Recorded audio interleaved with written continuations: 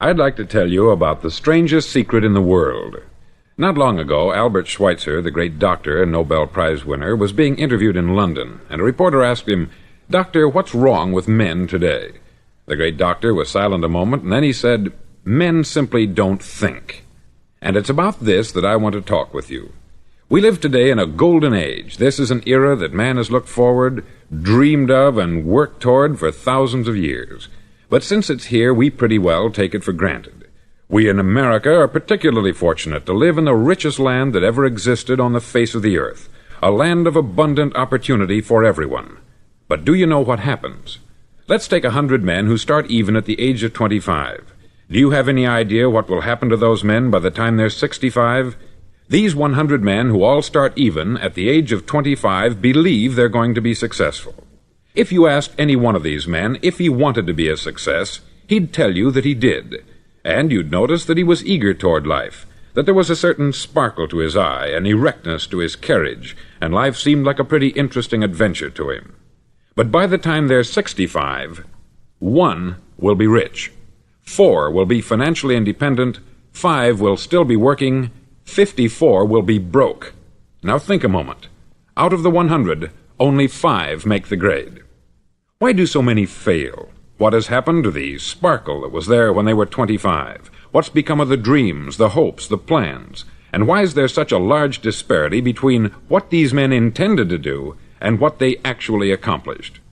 When we say about 5% achieve success, we have to define success. And here's the definition.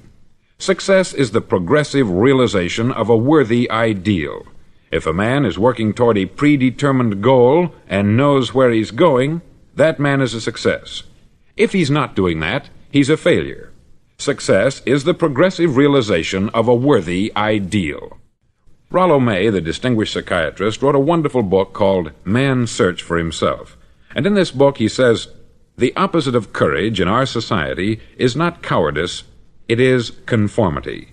And there you have the trouble today. It's conformity. People acting like everyone else, without knowing why, without knowing where they're going. Now think of it.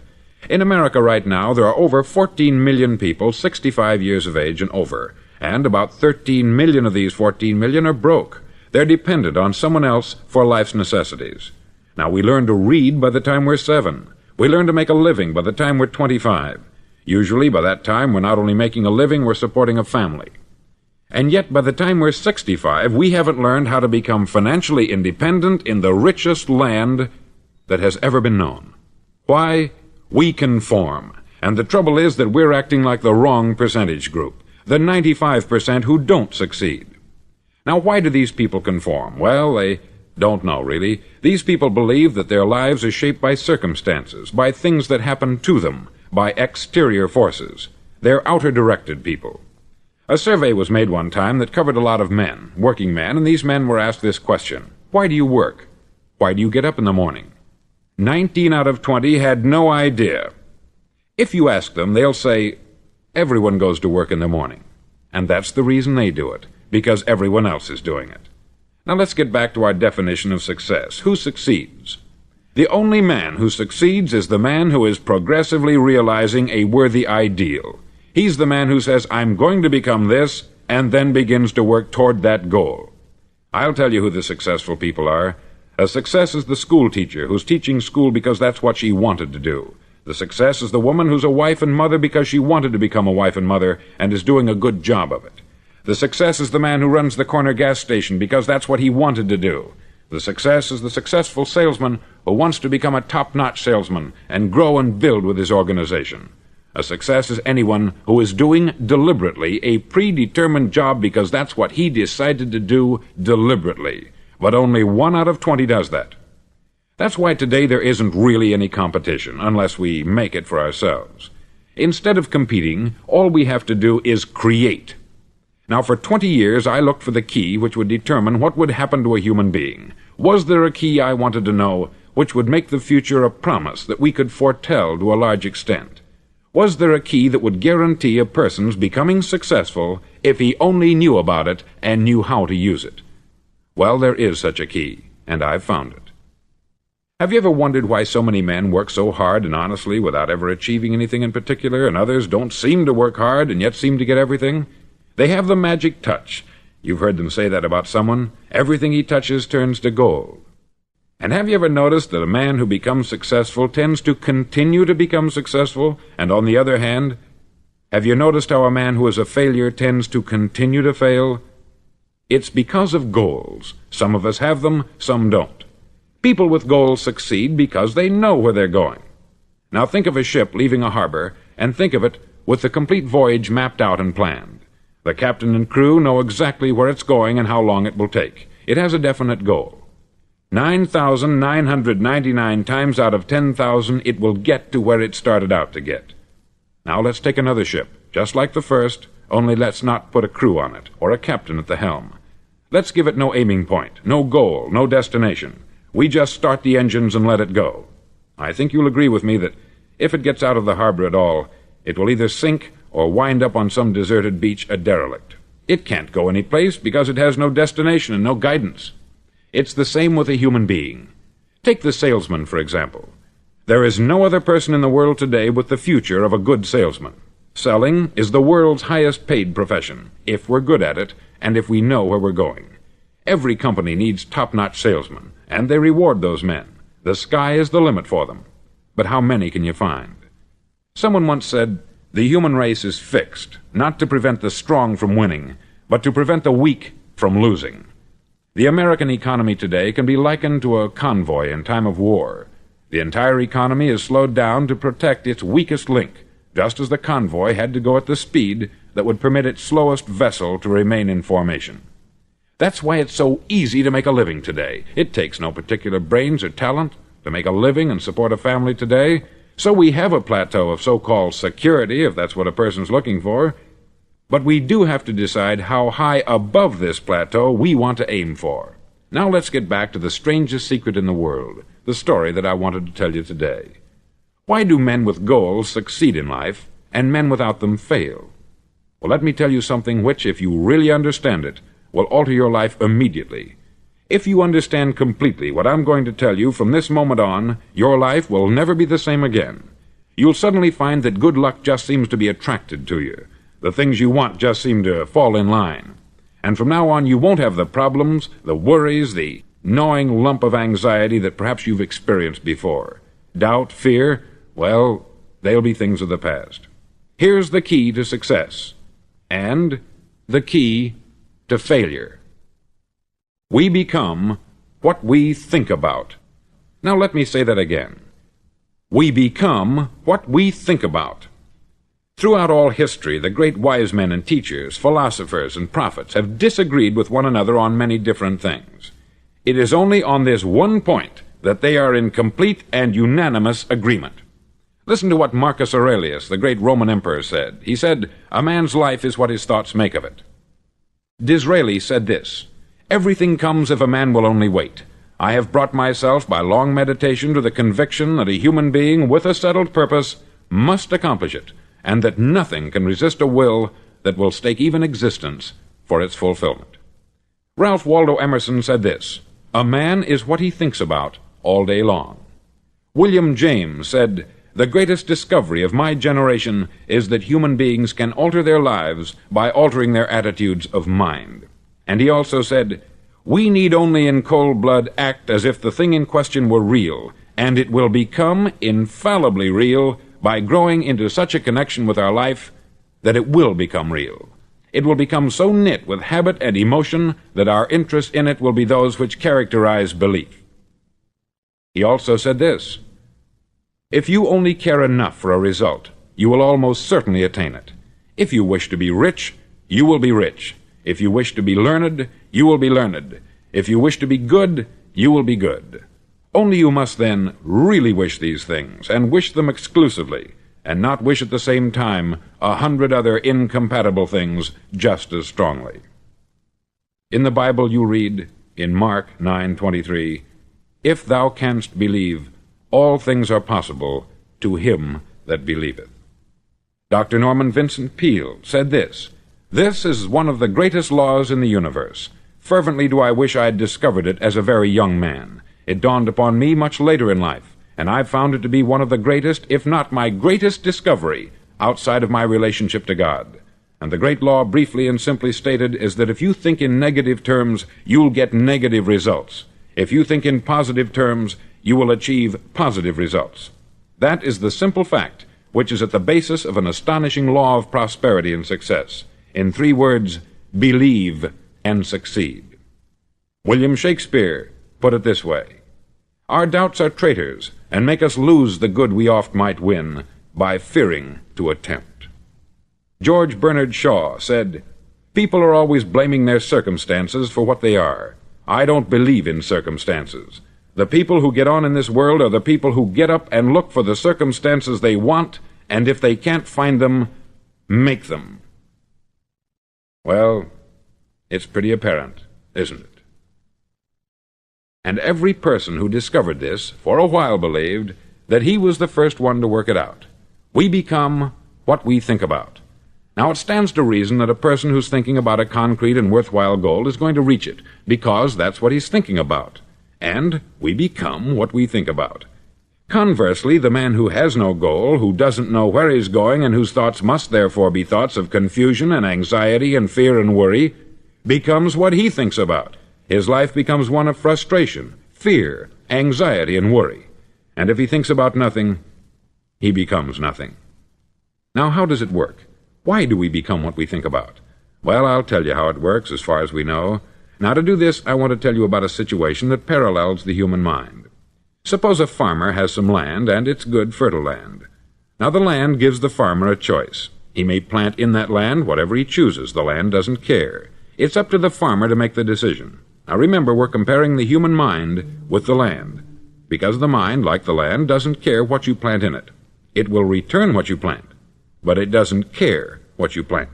Now, let's say that the farmer has 2 seeds in his hand. One is a seed of corn, the other is nightshade, a deadly poison. He digs 2 little holes in the earth, and he plants both seeds, one corn, the other nightshade. He covers up the holes, waters, and takes care of the land, and what will happen? Invariably, the land will return what is planted. As it's written in the Bible, "As ye sow, so shall ye reap." Remember, the land doesn't care. It will return poison in just as wonderful abundance as it will corn. So up come the 2 plants, one corn, one poison. Now, the human mind is far more fertile, far more incredible and mysterious than the land, but it works the same way. It doesn't care what we plant. Success, failure. A concrete, worthwhile goal, or confusion, misunderstanding, fear, anxiety, and so on. But what we plant, it will return to us. You see, the human mind is the last great unexplored continent on the earth. It contains riches beyond our wildest dreams. It will return anything we want to plant. Now, you might say, well, if that's true, why don't people use their minds more? Well, I think they've figured out an answer to that, too. Our mind comes as standard equipment at birth. It's free, and things that are given to us for nothing we place little value on. Things that we pay money for, we value. The paradox is that exactly the reverse is true. Everything that's really worthwhile in life came to us free. Our mind, our soul, our body, our hopes, our dreams, our ambitions, our intelligence, our love of family and children and friends. All these priceless possessions are free, but the things that cost us money are actually very cheap and can be replaced at any time. A good man can be completely wiped out and make another fortune. He can do that several times. Even if our home burns down, we can rebuild it, but the things we got for nothing, we can never replace. The human mind isn't used merely because we take it for granted. Familiarity breeds contempt. It can do any kind of job we assign to it, but generally speaking, we use it for little jobs instead of big, important ones. Universities have proved that most of us are operating on about 10% of our abilities. Decide now, what is it you want? Plant your goal in your mind. It's the most important decision you'll ever make in your entire life. Do you want to be an outstanding salesman, a better worker at your particular job? Do you want to go places in your company, in your community? All you've got to do is plant that seed in your mind. Care for it. Work steadily toward your goal, and it will become a reality. It not only will, there's no way that it cannot. You see, that is a law, like the laws of Sir Isaac Newton, the laws of gravity. If you get on top of a building and jump off, you'll always go down. You'll never go up. And it's the same with all the other laws of nature. They always work. They're inflexible. Think about your goal in a relaxed, positive way. Picture yourself in your mind's eye as having already achieved this goal. See yourself doing the things you will be doing when you've reached your goal. Ours has been called the phenobarbital age, the age of ulcers and nervous breakdowns. At a time when medical research has raised us to a new plateau of good health and longevity, far too many of us worry ourselves into an early grave trying to cope with things in our own little personal ways, without learning a few great laws that will take care of everything for us. These things we bring on ourselves through our habitual way of thinking. Every one of us is the sum total of his own thoughts.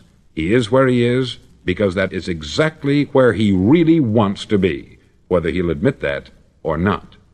Each of us must live off the fruit of his thoughts in the future, because what you think today and tomorrow, next month and next year, will mold your life and determine your future. You're guided by your mind. I remember one time I was driving through Arizona and I saw one of those giant earth-moving machines roaring along the road at about 35 miles an hour with what looked like 20 tons of dirt in it, a tremendous, incredible machine, and there was a little man perched way up on top with the wheel in his hands guiding it. And as I drove along, I was struck by the similarity of that machine to the human mind. Just suppose you're sitting at the controls of such a vast source of energy. Are you going to sit back and fold your arms and let it run itself into a ditch? Or are you going to keep both hands firmly on the wheel and control and direct this power to a specific, worthwhile purpose? It's up to you. You're in the driver's seat. You see, the very law that gives us success is a two-edged sword. We must control our thinking. The same rule that can lead a man to a life of success, wealth, happiness, and all the things he's ever dreamed of for himself and his family, that very same law can lead him into the gutter. It's all in how he uses it, for good or for bad. This is the strangest secret in the world. Now, why do I say it's strange, and why do I call it a secret? Actually, it isn't a secret at all. It was first promulgated by some of the earliest wise men, and it appears again and again throughout the Bible. But very few people have learned it, understand it. That's why it's strange, and why, for some equally strange reason, it virtually remains a secret. I believe that you could go out and walk down the main street of your town and ask one man after another what the secret of success is, and you probably wouldn't run into one man in a month who could tell you. Now, this information is enormously valuable to us, if we really understand it and apply it. It's valuable to us not only for our own lives, but the lives of those around us, our family, employees, associates, and friends. Life should be an exciting adventure. It should never be a bore. A man should live fully, be alive. He should be glad to get out of bed in the morning. He should be doing a job he likes to do because he does it well. One time I heard Grove Patterson make a speech, the editor-in-chief of the Toledo Daily Blade, and as he concluded his speech, he said something that I've never forgotten. He said something like this: "My years in the newspaper business have convinced me of several things, among them that people are basically good, and that we came from someplace, and we're going someplace. So we should make our time here an exciting adventure. The architect of the universe didn't build a stairway leading nowhere." And the greatest teacher of all, the carpenter from the plains of Galilee, gave us the secret time and time again. "As ye believe, so shall it be done unto you." I've explained the strangest secret in the world and how it works. Now I want to explain how you can prove to yourself the enormous returns possible in your own life by putting this secret to a practical test. I want you to make a test that will last 30 days. Now, it isn't going to be easy. If you'll give it a good try, it will completely change your life for the better. Back in the 17th century, Sir Isaac Newton, the English mathematician and natural philosopher, gave us some natural laws of physics which apply as much to human beings as they do to the movement of bodies in the universe. Now, one of these laws is that for every action, there is an equal and opposite reaction. Simply stated, as it applies to you and me, it means we can achieve nothing without paying the price. The results of your 30-day experiment will be in direct proportion to the effort you put forth. To be a doctor, you must pay the price of long years of difficult study. to be successful in selling, and remember that each of us succeeds to the extent of his ability to sell, selling our families on our ideas, selling education in schools, selling our children on the advantages of living the good and honest life, selling our associates and employees on the importance of being exceptional people, to, of course, the profession of selling itself. But to be successful in selling our way to the good life, we must be willing to pay the price. Now, what is that price? Well, it's many things. First, it's understanding emotionally, as well as intellectually, that we literally become what we think about, that we must control our thoughts if we're to control our lives. It's understanding fully that, as ye sow, so shall ye reap. Secondly, it's cutting away all the fetters from the mind and permitting it to soar as it was divinely designed to do. It's the realization that your limitations are self-imposed, and that the opportunities for you today are enormous beyond belief. It's rising above narrow-minded pettiness and prejudice. Thirdly, to use all your courage to force yourself to think positively on your own problem, to set a definite and clearly defined goal for yourself, to let your marvelous mind think about your goal from all possible angles, to let your imagination speculate freely upon many different possible solutions, to refuse to believe there are any circumstances sufficiently strong to defeat you in the accomplishment of your purpose, to act promptly and decisively when your course is clear, and to keep constantly aware of the fact that you are, at this moment, standing in the middle of your own acre of diamonds, as Russell Conwell used to point out. Fourth, save at least 10% of what you earn. It's also remembering that no matter what your present job, it has enormous possibilities if you're willing to pay the price. Now let's just go over the important points in the price each of us must pay to achieve the wonderful life that can be ours. It is, of course, worth any price. 1. You will become what you think about. 2. Remember the word imagination. Let your mind soar. 3. Courage. Concentrate on your goal every day. 4. Save 10% of what you earn. And action. Ideas are worthless unless we act on them. Now I'll try to outline the 30-day test I want you to make. Now keep in mind that you have nothing to lose by making this test, and everything you could possibly want to gain. There are two things that may be said of everyone. Each of us wants something, and each of us is afraid of something. I want you to write on a card what it is you want more than anything else. It may be more money. Perhaps you'd like to double your income or make a specific amount of money. It may be a beautiful home. It may be success at your job. It may be a particular position in life. It could be a more harmonious family. Each of us wants something. Write down on your card specifically what it is that you want. Make sure it's a single goal and clearly defined. You needn't show it to anyone, but carry it with you so that you can look at it several times a day. Think about it in a cheerful, relaxed, positive way each morning when you get up, and immediately you have something to work for, something to get out of bed for, something to live for. Look at it every chance you get during the day and just before going to bed at night. As you look at it, remember that you must become what you think about, and since you're thinking about your goal, you realize that soon it will be yours. In fact, it's yours really the moment you write it down and begin to think about it. Look at the abundance all around you as you go about your daily business. You have as much right to this abundance as any other living creature. It's yours for the asking. Now we come to the difficult part. Difficult because it means the formation of what is probably a brand new habit, and new habits are not easily formed. Once formed, however, it'll follow you for the rest of your life. Stop thinking about what it is you fear. Each time a fearful or negative thought comes into your consciousness, replace it with a mental picture of your positive and worthwhile goal. There will come times when you will feel like giving up.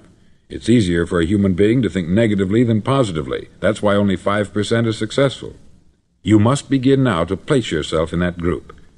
For 30 days you must take control of your mind. It will think only about what you permit it to think. Each day for this 30-day test, do more than you have to do. In addition to maintaining a cheerful, positive outlook, give of yourself more than you've ever done before. Do this knowing that your returns in life must be in direct proportion to what you give. The moment you decide on a goal to work toward, you're immediately a successful person. You're then in that rare and successful category of people who know where they're going. Out of every 100 people, you belong to the top 5. Don't concern yourself too much with how you're going to achieve your goal. Leave that completely to a power greater than yourself. All you have to do is know where you're going. The answers will come to you of their own accord. Remember these words from the Sermon on the Mount, and remember them well. Keep them constantly before you this month of your test.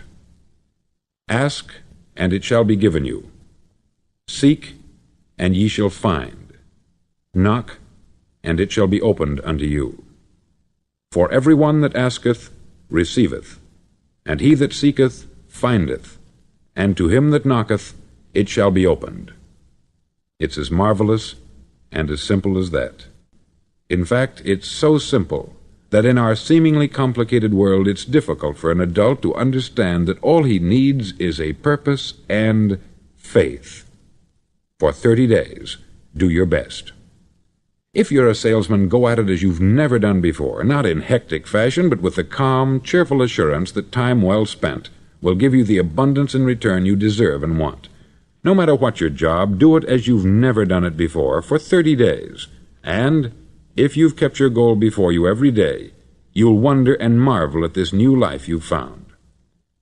Dorothea Brand, outstanding editor and writer, discovered it for herself and tells about it in her fine book, Wake Up and Live. Her entire philosophy is reduced to the words, act as though it were impossible to fail. She made her own test with sincerity and faith, and her entire life was changed to one of overwhelming success. Now you make your test for 30 full days. Don't start your test until you've made up your mind to stick with it. You see, by being persistent, you're demonstrating faith. Persistence is simply another word for faith. If you didn't have faith, you would never persist. If you should fail during your first 30 days, by that I mean suddenly find yourself overwhelmed by negative thoughts, you've got to start over again from that point and go 30 more days. Gradually your new habit will form until you find yourself one of that wonderful minority to whom virtually nothing is impossible. Don't forget the card. It's vitally important as you begin this new way of living. On one side of the card, write your goal, whatever it may be. On the other side, write the words we've quoted from the Sermon on the Mount. Ask, and it shall be given you. Seek, and ye shall find. Knock, and it shall be opened unto you. Nothing great was ever accomplished without inspiration. See that during these crucial first 30 days, your own inspiration is kept at a peak. Above all, don't worry. Worry brings fear, and fear is crippling. The only thing that can cause you to worry during your test is trying to do it all yourself. Know that all you have to do is hold your goal before you. Everything else will take care of itself. Remember also to keep calm and cheerful. Don't let petty things annoy you and get you off course. Now, since making this test is difficult, some may say, well, why should I bother? Well, look at the alternative. No one wants to be a failure. No one really wants to be a mediocre individual. No one wants a life constantly filled with worry, fear, and frustration. Therefore, remember that you must reap that which you sow. If you sow negative thoughts, your life will be filled with negative things. If you sow positive thoughts, your life will be cheerful, successful, and positive. Now, gradually, you will have a tendency to forget what you've heard on this record. Play it often. Keep reminding yourself of what you must do to form this new habit. Gather your whole family about and listen to what's been said here at regular intervals. You know, most men will tell you that they want to make money without understanding the law. The only people who make money work in the mint. The rest of us must earn money. This is what causes those who keep looking for something for nothing or a free ride to fail in life. The only way to earn money is by providing people with services or products which are needed and useful. We exchange our product or service for the other man's money. Therefore, the law is that our financial return will be in direct proportion to our service. Success is not the result of making money. Making money is the result of success, and success is in direct proportion to our service. Most people have this law backwards. They believe that you're successful if you earn a lot of money. The truth is that you can only earn money after you're successful. It's like the story of the man who sat in front of the stove and said to it, "Give me heat, and then I'll add the wood." How many men and women do you know, or do you suppose there are today, who take the same attitude toward life? There are millions. We've got to put the fuel in before we can expect heat. Likewise, we've got to be of service first before we can expect money. Don't concern yourself with the money. Be of service. Build, work, dream, create. Do this, and you'll find there's no limit to the prosperity and abundance that will come to you. Prosperity is founded upon a law of mutual exchange. Any person who contributes to prosperity must prosper in turn himself. Sometimes the return will not come from those you serve, but it must come to you from someplace, for that is the law. For every action there is an equal and opposite reaction. As you go daily through your 30-day test period, remember that your success will always be measured by the quality and quantity of service you render, and money is a yardstick for measuring this service. No man can get rich himself unless he enriches others. There are no exceptions to a law. You can drive down any street in America and from your car estimate the service that's being rendered by the people living on that street. Had you ever thought of this yardstick before? It's interesting. Some, like ministers and priests and other devoted people, measure their returns in the realm of the spiritual, but again, their returns are equal to their service. Once this law is fully understood, any thinking person can tell his own fortune. If he wants more, he must be of more service to those from whom he receives his return. If he wants less, he has only to reduce this service. This is the price you must pay for what you want. If you believe you can enrich yourself by deluding others, you can only end by deluding yourself. It may take some time, but just as surely as you breathe, you'll get back what you put out. Don't ever make the mistake of thinking you can avert this. It's impossible. The prisons and the streets where the lonely walk are filled with people who tried to make new laws just for themselves. We may avoid the laws of man, but there are greater laws that cannot be broken. An outstanding medical doctor recently pointed out 6 steps that will help you realize success. 1. Set yourself a definite goal. 2. Quit running yourself down. 3. Stop thinking of all the reasons why you cannot be successful, and instead think of all the reasons why you can. 4. Trace your attitudes back through your childhood and try to discover where you first got the idea you couldn't be a success, if that's the way you've been thinking. 5. Change the image you have of yourself by writing out a description of the person you would like to be. And 6. Act the part of the successful person you have decided to become. The doctor who wrote those words is a noted West Coast psychiatrist, David Harold Fink, M.D. Do what all experts since the dawn of recorded history have told you you must do. Pay the price by becoming the person you want to become. It's not nearly as difficult as living unsuccessfully. Make your 30-day test. Then repeat it. Then repeat it again. Each time it will become more a part of you until you'll wonder how you could ever have lived any other way. Live this new way, and the floodgates of abundance will open and pour over you more riches than you may have dreamed existed. Money? Yes, lots of it. But what's more important, you'll have peace. You'll be in that wonderful minority who lead calm, cheerful, successful lives. Start today. You have nothing to lose, but you have a life to win.